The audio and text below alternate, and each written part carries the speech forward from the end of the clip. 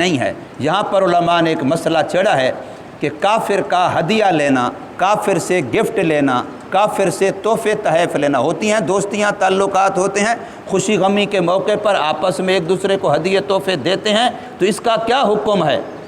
تو علماء نے اس میں تفسیر قرطبی کے اندر بڑی تفصیل کے ساتھ اس پر بحث کی گئی ہے۔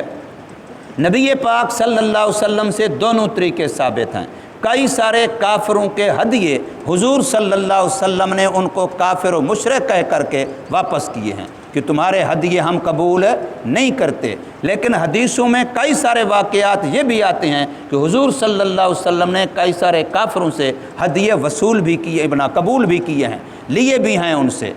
حضرت امیر معاویہ رضی اللہ تعالیٰ عنہ کے والد،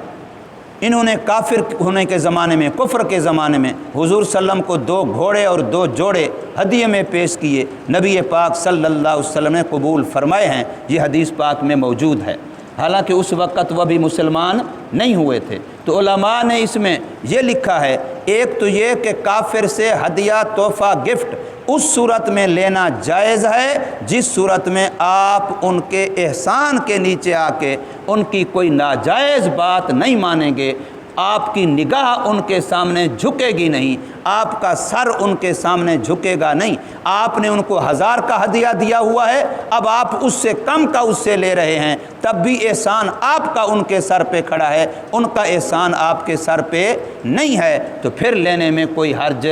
نہیں ہے۔ نمبر 2، اس کافر سے ہدیہ لیا جا سکتا ہے جس کے اسلام کے قریب آنے کی توقع ہو، کہ اس سے ہم ہدیہ لیں گے، آپس میں مانوسیت ہوگی، اور اس سے ہم اسلام کی باتیں اس کو بتائیں گے، اسلام کی خوبیاں اس کو جاننے کا موقع ملے گا، اور امید ہے کہ اللہ پاک اس کو ایمان کی دولت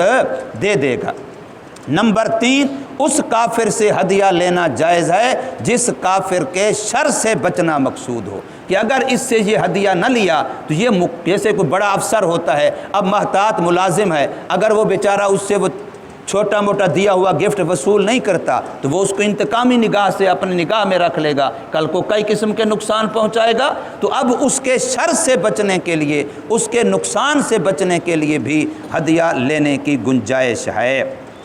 حضرت سلیمان علیہ السلام چونکہ ان کو صرف یہ بتلانا مقصود تھا کہ میں مال کا طالب نہیں ہوں، اس لیے انہوں نے ان سے ہدیہ قبول نہیں کیا، اور ان کا ہدیہ